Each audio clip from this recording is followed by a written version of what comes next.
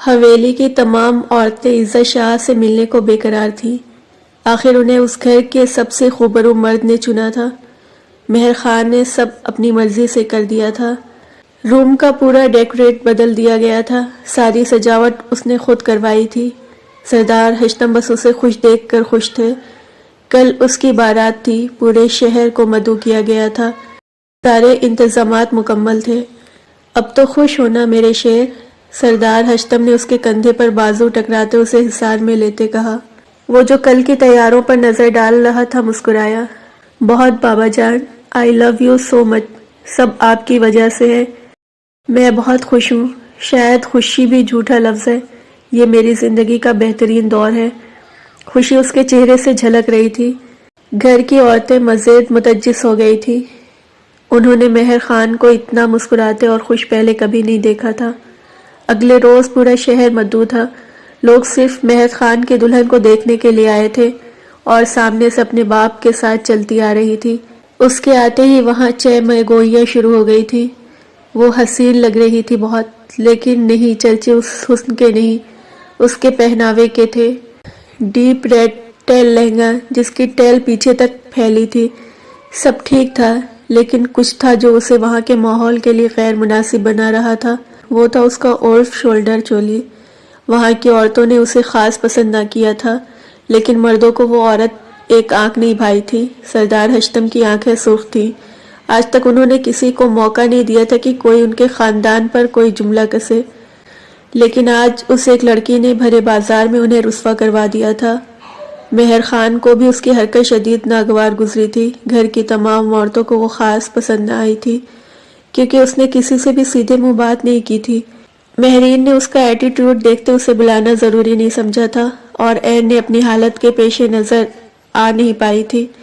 مہر خان نے تقریب جلد ختم کروا دی تھی، کیونکہ وہ جانتا تھا کہ اس کے بابا کا نام خراب ہوا ہے۔ سب اپنے اپنے گھروں کو روانہ ہو چکے تھے۔ شادی والا گھر ہونے کے باوجود حویلی میں اتنی رونق نہ تھی۔ عورتوں نے ہی چند ایک رسومات ادا کی تھی جن میں عزا نے دلچسپی نہیں دکھائی تھی، اس لیے جلد سب سمیٹتے اسے مہر خان کے کمرے میں بٹھا دیا گیا تھا۔ تمہیں یہ نہیں پہننا چاہیے تھا عزا، مہر خان نے سنجیدگی سے کہا تو اس نے ایک ادا سے اسے دیکھا اور قریب آئی۔ لیکن ایسا کیا غلط ہے اس میں؟ اس نے مہر کی شیروانی کی بٹنوں پر ہاتھ پھیرتے کہا۔ ہاں، ہمارے ہاں عورتوں کو آزادی ہے، لیکن اس طرح کی نہیں، اور نہ میں اسے آزادی سمجھتا ہوں۔ ہمارے ہاں ایسا لباس غیر مناسب سمجھا جاتا ہے۔ کیا کیا جا سکتا ہے؟ میں تھوڑی نہ کسی کے لیے بدل سکتی۔ تمہیں بدلنا ہوگا عزا میرے لیے۔ اب تم میرے نام سے پہچانی جاؤ گی، اور مہر خان یہ گوارا نہیں کرے گا کہ لوگ اس پر یا اس کے متعلق کسی بھی شخص پر کوئی طنز کسے۔ اف ٹھیک ہے، بس بھی کرو اب، اتنا اچھا موڈ تھا میرا، اسپوائل مت کرو، اور میرا ویڈنگ گفٹ دو۔ مہر خان نے گہری سانس بھرتے اسے دیکھا جو حسین لگ رہی تھی، اور پھر مسکرایا اس امید سے کہ وہ بدل جائے گی۔ اس کے ہاتھ میں ڈائمنڈ رنگ پہناتے اس کا ہاتھ تھاما تو وہ سرشاری سے مسکرا دی۔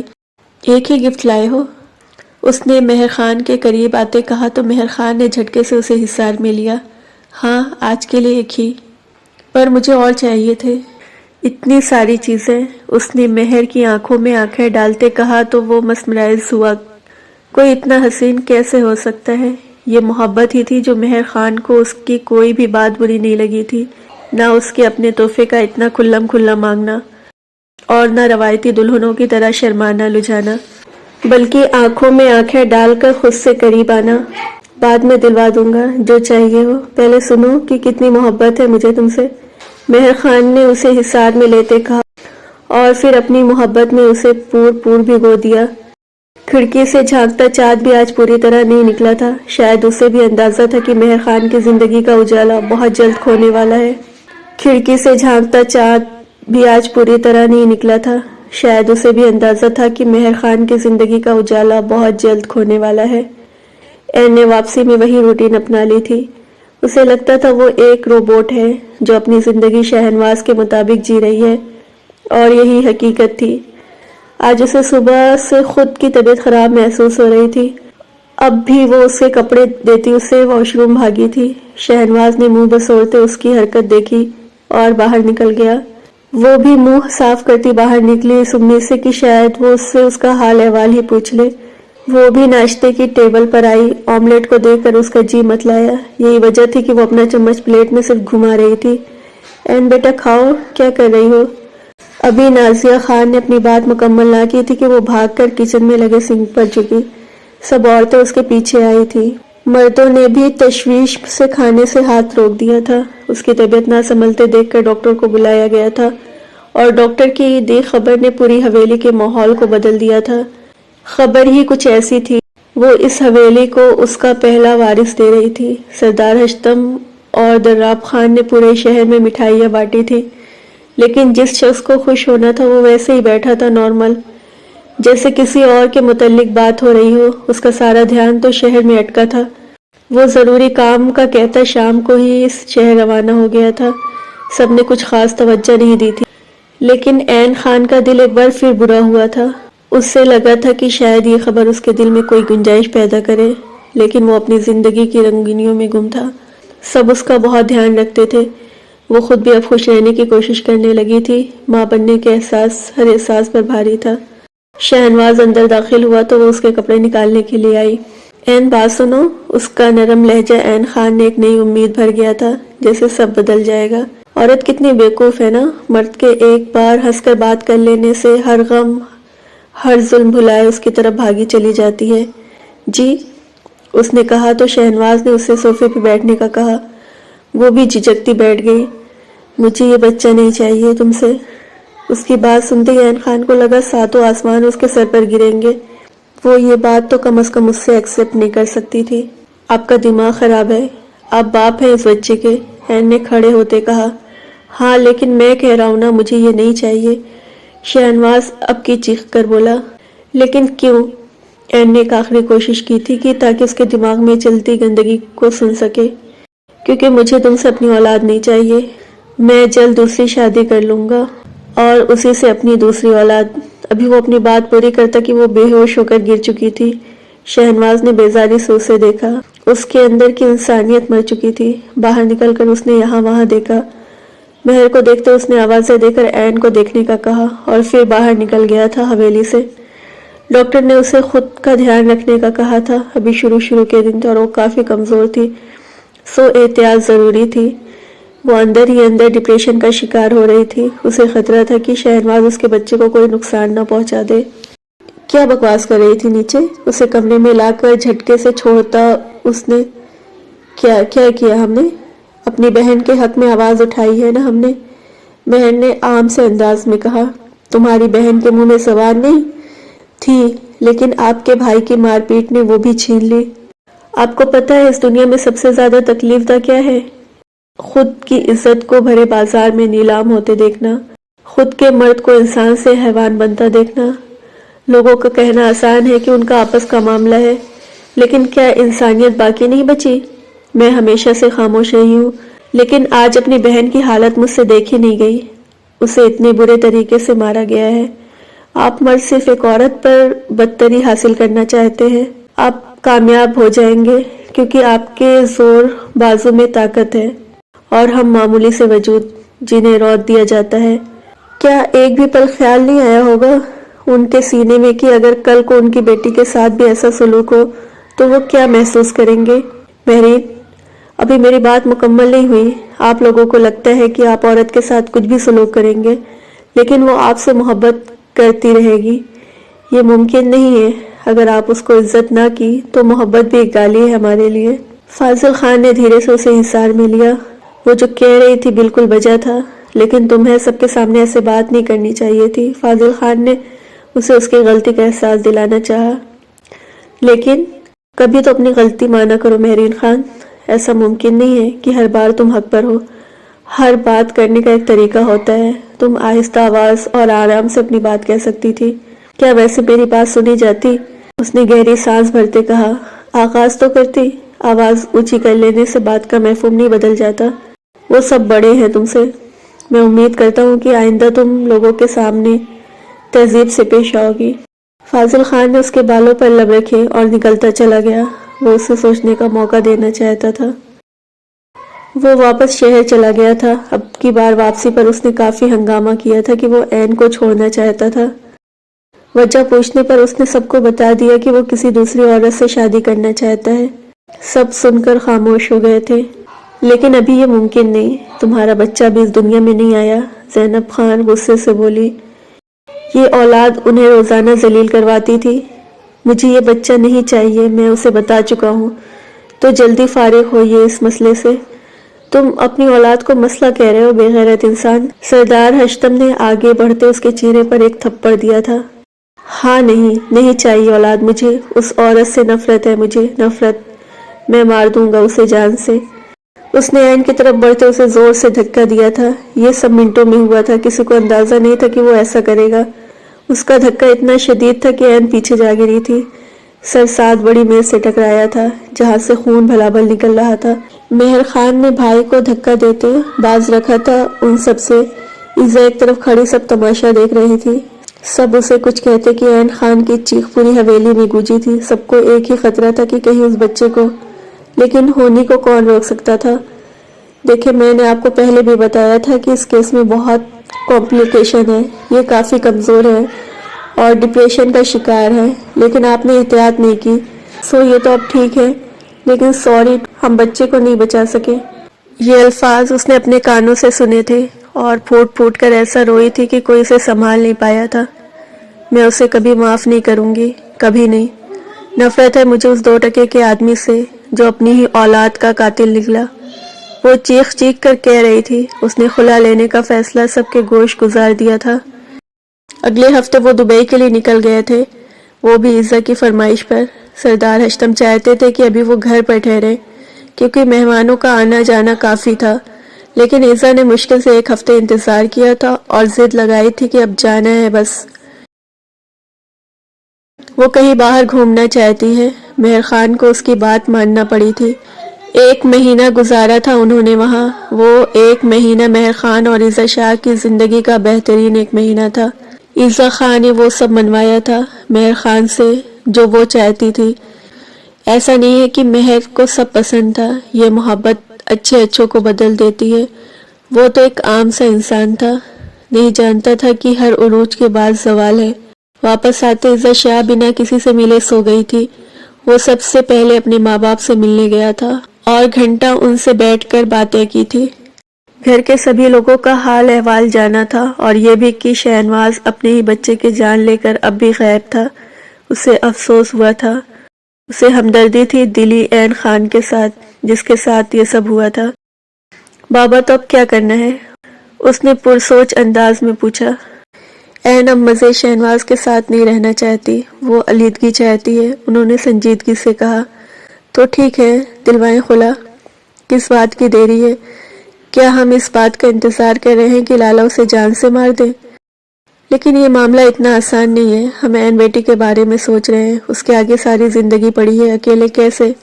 بس کریں بابا، آپ خلا دلوائیں، آگے جو ہوگا دیکھا جائے گا، اس نے حتمی لہجے میں کہا تو انہوں نے بھی کچھ سوچتے ہوئے ہاں میں سر ہلایا۔ برخودار اب اپنی بیوی کو کہیں کہ یہاں کے طور طریقے سیکھے، اس کا یہ حلیہ یہاں قابل قبول نہیں۔ اس کا اشارہ ان کے پینٹ شرٹ کی طرف تھا جو اکثر اس نے پہنا ہوتا تھا۔ جی بابا، میں سمجھاؤں گا۔ نہ جانے کیوں اسے شرمندگی نے آن گھیرا۔ وہ جانتا تھا بابا اس سے ایسی بات نہ کرتے، لیکن شاید اسے گھر کی عورتیں کہہ چکی تھی کہ وہ نہیں مانی تھی، تو سردار ہشتم کو کہنا پڑا تھا۔ وہ سیدھا اپنے کمرے میں آیا جہاں وہ ایسے ہی حلیے میں بیٹھی تھی۔ ایزا، کچھ باتیں آج کرنی ہے تم سے، ضروری، یہاں آؤ۔ صوفے پر اسے اشارہ کیا تو وہ منہ بسورتی میگزین رکھتی وہاں آئی۔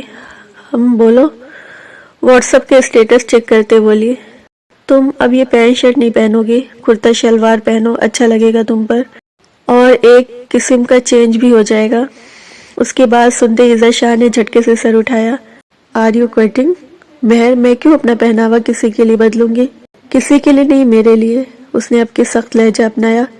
کسی کے لیے نہیں، مطلب کسی کے لیے بھی نہیں، تم بھی نہیں، سوری ٹو سے۔ اس نے واپس فون پر نظریں گھماتے کہا تو اسے اپنی تذلیل محسوس ہوئی۔ اس کا فون جھٹکے سے اس کے ہاتھ سے لیتا سامنے بیڈ پر پھینکا۔ کمرے میں پہن سکتی ہو، باہر نہیں، یہ مناسب نہیں ہے، میں پہلے ہی سمجھا چکا ہوں، اور ہاں، یہاں 1000 ملازم بھی ہیں۔ اچھا نہیں لگتا، اور ملازم سارے کام کرتے ہیں لیکن کچن عورتیں چلاتی ہیں. کوشش کرو کل سے تم بھی ان کا ہاتھ بٹاؤ. اس دن کے بعد معاملات میں ٹھہراؤ آ گیا تھا. ہر سو خاموشی تھی، یعنی راوی چین ہی چین لکھ رہا تھا. فاضل خان سے اس کی ملاقات دوبارہ نہیں ہوئی تھی. دن بے ضرر سے گزر رہے تھے. فاضل خان شہر جا چکا تھا. کوئی نہیں جانتا تھا سوائے چند ایک کے. مہرین نے اسے تلاشا تھا پوری حویلی میں، لیکن وہ تھا نہیں تو ملتا کیسے. اس نے بھی کوشش ترک کر دی تھی، لیکن اس کی قربت کے لمحات ذہن سے چپک گئے تھے جیسے. فاضل خان شہر آ تو گیا تھا لیکن اسے کرنا کیا تھا وہ بھی نہیں جانتا تھا. مہر کے وعدے اس کے دل پر لکھے تھے. وہ اس سے محبت کرتا تھا، اس کی ہر خامی اسے قبول تھی، لیکن وہ جانتا تھا کہ مہرین اس سے کبھی بھی عزت نہیں دے گی جس کا وہ حقدار ہے، تب تک جب تک وہ اس کے مطابق نہ ہو جائے. وہ جو سوچا کرتا تھا کہ فاضل خان کو کوئی نہیں بدل سکتا، تو محبت نے بدل دیا تھا اسے. اس نے خود کو مہرین کے رنگ میں رنگنے کی اجازت دے دی تھی. وہ MBA کر چکا تھا. حویلی کا ہر مرد باہر کے ممالک کا اعلیٰ تعلیم حاصل کر چکا تھا. اسے یہاں اپنے بل بوتے پر رہنا تھا. وہ جانتا تھا کہ اس کے پاس اتنا بزنس اور زمینیں ہیں کہ وہ اس کے آنے والی نسلیں بیٹھ کر کھا سکتی تھی، لیکن اسے اب خود کچھ کرنا تھا. اگر بدلنا ہی تھا تو پہلے اسے خود کا بوجھ اٹھانا تھا تاکہ کل کو مہر کی خواہشات کو پورا کر سکے. 2 دن اس نے محض یہ سوچتے گزارے تھے کہ وہ زندگی کا پہلا قدم کہاں سے رکھے. ہاں پروفیسر، ایک استاد بننا بہترین انتخاب تھا، ایک قابل عزت شعبہ. اسے کل ہی انٹرویو دینے تھے. یہ کام بھی اس کے لیے مشکل نہیں تھا کیونکہ اس کی اتنی اپروچ تھی کہ وہ اپنے نام سے ہی کام کروا لیتا. لیکن اب کی بار فاضل خان کو سب اپنے دم پر کرنا تھا. وہ مہرین کو آنے سے پہلے مل چکا تھا جب وہ سو رہی تھی. ضروری نہیں کہ ہر بار محبت میں عورت بدلے، کچھ مرد بھی یہ کرتے ہیں. مہرین نے اس کو پوری حویلی میں تلاشا تھا لیکن وہ شاید چلا گیا تھا. اس نے کسی سے اس کے بارے میں نہیں پوچھا تھا. ایک طرف کا سکون ہی سکون تھا. وہ صبح کے وقت قریبی اسکول میں پڑھا رہی تھی. دن وہیں گزر جاتا. گھر میں عین کے قریب یا رات کو مختلف افسانے پڑھتے. ابھی وہ اسکول سے پڑھا کر آئی تھی جب شہنواز اندر داخل ہوا. پانی پلاؤ. کسی نوکر کو نہ دیکھتے اس نے مہرین سے کہا. مہرین نے خاموشی سے اسے پانی ڈال دیا تھا لیکن اس کا انداز اسے شدید زہر لگا تھا. ٹھنڈا پانی بولا ہے، وہ چلا کر بولا. گلاس وہ دور پھینک چکا تھا. اپنی حد میں رہے مسٹر شہنواز، میں نوکر نہیں ہوں تمہاری. تم نوکر ہی ہو. اس گھر کی عورتیں مردوں کے حکم کی پابند ہے. آسان الفاظ میں کہیں تو نوکر ہی ہوتا ہے. ایسا تم گری ہوئی سوچ کے انسان کو لگتا ہے.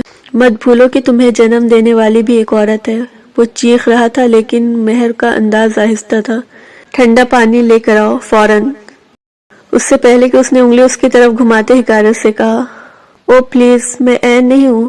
تمیز سے بات کرو، نہیں تو تم جیسوں سے ہمیں نمٹنا آتا ہے. اوقات میں رہو جاہل لڑکی. وہ تیش کے عالم میں آگے بڑھا.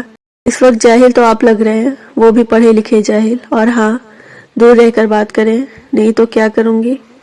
یہ گالی اپنے منہ میں رکھیں تو زیادہ بہتر رہے گا. ہم گالی برداشت نہیں کرتے. اچھا، تو تم مجھے سکھاؤ گی؟ کیا کر لو گی؟ ایک دن میں تمہارا منہ بند کروا کر رکھ دیں گی. ایک بات یاد رکھنا، تمہاری اس گیدڑ بھگتوں سے ہم نہیں ڈرتے، اور آئندہ زبان سنبھال کر. اچھا، واقعی؟ گالی دی تو کیا واپس دو گی؟ اتنی ہمت نہیں دی ہم نے تم عورتوں کو. نہیں، تمہارے معیار تک نہیں گروں گی. بس ایک تھپڑ تمہاری اس مردانگی پر ماروں گی. مہرین خان. وہ دہاڑا تھا اور ساتھ پڑا ٹیلی فون اسپیڈ میں زمین بوس کیا تھا. کیا ہو رہا ہے یہاں؟ مہر خان نے اندر داخل ہوتے ہوئے کہا. چونکہ گھر کے تمام لوگ کسی شادی میں مدعو تھے تو کوئی گھر پر نہیں تھا. نوکر سارے اپنے کوارٹرز میں تھے. وہ بھی ابھی باہر سے آیا تھا. آخر کے چند باتیں اس کی سن چکا تھا. یہ گھر کی عورتوں کو لگام ڈلواؤ مہر خان. اپنے چہتے باپ سے کہہ کر یہ اپنی اوقات بھول گئی ہیں. اس خاندان کا خون ہونے کی وجہ سے اوقات ایک ہی ہے سب کی لالا. اور دوسرا، دوبارہ کسی عورت کو گالی مت دینا. چھوٹے ہو چھوٹے ہی رہو، ہمارا دماغ نہ گرم کرو. دماغ آپ کا ٹھکانے پر رہتا کب ہے؟ خیر مہرین خان، آپ اپنے کمرے میں جائیں اور بات اپنے ذہن میں بٹھا لے کہ ہر بار بحث ضروری نہیں ہوتی، کبھی عقل سے بھی کام لیا جا سکتا ہے. وہ دونوں کو کہتا اپنے کمرے کی طرف بڑھ گیا. مہر نے اپنے کمرے کا رخ کیا. اس گھر میں ایک ہی مرد تھا جو دوسروں کو چپ کروانے کا ہنر رکھتا تھا، اور وہ تھا مہر خان. اور حق کی بات کرتا تھا. ہاں، وہ بہتر تھا ان سب سے. اس سے کبھی کسی سے لڑ کے یا زبان درازی کرتے نہیں پایا گیا تھا، بلکہ وہ گاہے بگاہے عورتوں کی حمایت کرتا تھا۔ ہاں کچھ بات تو تھی مہر خان میں، مہرین خان نے اسے آج کھل کر سوچا تھا۔ وہ ٹھیک کہہ رہا تھا، ہر بار ضروری نہیں کہ مرد سے بحث کی جائے، کبھی کبھی خاموشی بہتر ہے، کیونکہ آج وہ اکیلی تھی گھر میں، اور مرد کب ایک بھیڑیے کا روپ اختیار کر لے اپنے غصے میں کوئی نہیں جانتا۔ دل میں آج کچھ عزت بنی تھی مہر خان کی، کیونکہ سامنے والے کا معیار تک گرو گے تو کیا فرق اس میں اور تم میں، سب مرد ایک جیسے نہیں تھے۔ آج کی رات مہرین خان اس اختتام پہ پہنچی تھی۔ حویلی میں سناٹا چھا گیا تھا، جو ہوا تھا وہ کسی نے نہیں سوچا تھا۔ چند لمحے پہلے اس کی ماں بننے کی خبر سن کر شادیانے بجے تھے، اب وہاں سوگ کا سا عالم تھا۔ وہ اپنے گھر جا چکی تھی اور اس کا ایک ہی مطالبہ تھا کہ بس خلا چاہیے۔ وہ عورت ہو کر سہ رہی تھی، لیکن ایک ماں اپنے بچے کے قاتل کے ساتھ نہیں رہ سکتی تھی۔ سب نے خاموشی سادھ لی تھی، جیسے عین کے فیصلے پر راضی ہوں۔ اب کچھ نہیں بچا تھا۔ شہنواز اپنا حصہ لے کر جا چکا تھا، اس سے کوئی فرق نہیں پڑا تھا۔ اس نے دوسری شادی کر لی تھی اسی رات، جس رات اس کا بچہ اس دنیا میں آنے سے پہلے لوٹ گیا تھا۔ لیکن عین خان کی بددعاؤں کا اثر تھا کہ وہ عورت اسے لوٹ کر جا چکی تھی، اس کا سب لوٹ چکی تھی، وہ خالی ہاتھ رہ گیا تھا۔ لیکن اب اس کی حالت سے کسی کو کوئی خاص فرق نہیں پڑا تھا۔ عین خان نے خلا کے کیس دائر کر دیا تھا اور خلا ہو گئی تھی کہ اس کے علاوہ شہنواز کے پاس کوئی دوسرا آپشن نہیں بچا تھا۔ ایک ٹھہراؤ آ گیا تھا سب کی زندگی میں۔ عین نے اپنے آپ کو الگ کر لیا تھا سب سے۔ وہ جو اس کے ساتھ ہوا اسے بھولنا چاہ رہی تھی، لیکن یہ اتنا آسان نہیں تھا۔ اس کا نام ہمیشہ کے لیے شہنواز سے علیحدہ ہو گیا تھا۔ اس نے سکون سانس خارج کیا تھا۔ زندگی بہت مشکل تھی اس کی۔ اس نے یہ امید چھوڑ دی تھی کہ اس کے لیے خوشیاں آئیں گی یا لکھی گئی ہیں، لیکن نہیں جانتی تھی کہ رب کے کاموں میں مایوسی ایک کفر ہے، اور رب اپنے بندوں پر اس کی ہمت سے زیادہ بوجھ نہیں ڈالتا اور نہ آزماتا ہے انہیں۔ شاید اس کی زندگی میں تکلیفوں اور آزمائشوں کا اتنا ہی دورانیہ تھا، وقت بدلنے والا تھا، کیسے اور کب یہ کوئی نہیں جانتا تھا۔ مہر خان کیسی بہکی بہکی باتیں کر رہے ہو؟ میں اور کچن؟ ریالی؟ میں نے کبھی پانی اٹھ کر نہیں پیا، یہ نوکروں والے کام نہیں ہوتے مجھ سے۔ شادی کے بعد بہت کچھ پڑھنا پڑتا ہے، زیادہ کچھ نہیں، صرف ہیلپ کروانی ہے، اور نہیں کچھ آتا تو ماما سکھا دیں گے۔ اب کہ اس نے بات ختم کرتے گھڑی اتارتے کہا، وہ بھی اپنا فون واپس اٹھاتی بیٹھ گئی، جیسے فرق ہی نہ پڑا ہو۔ اس واقعے سے اسے فرق نہیں پڑا تھا۔ اگلی کئی صبح وہ اٹھ کر آ کر بیٹھ جاتی اور ناشتہ کر کے واپس اپنے کمرے میں بند ہو جاتی۔ ابھی وہ پینٹ کے اوپر شارٹ کرتا پہنے جمائی لیتے باہر آئی اور ٹیبل پر آ کر بیٹھ گئی۔ سب کو، خاص طور پر مہر خان کو، اس کا یہ انداز زہر لگا تھا، لیکن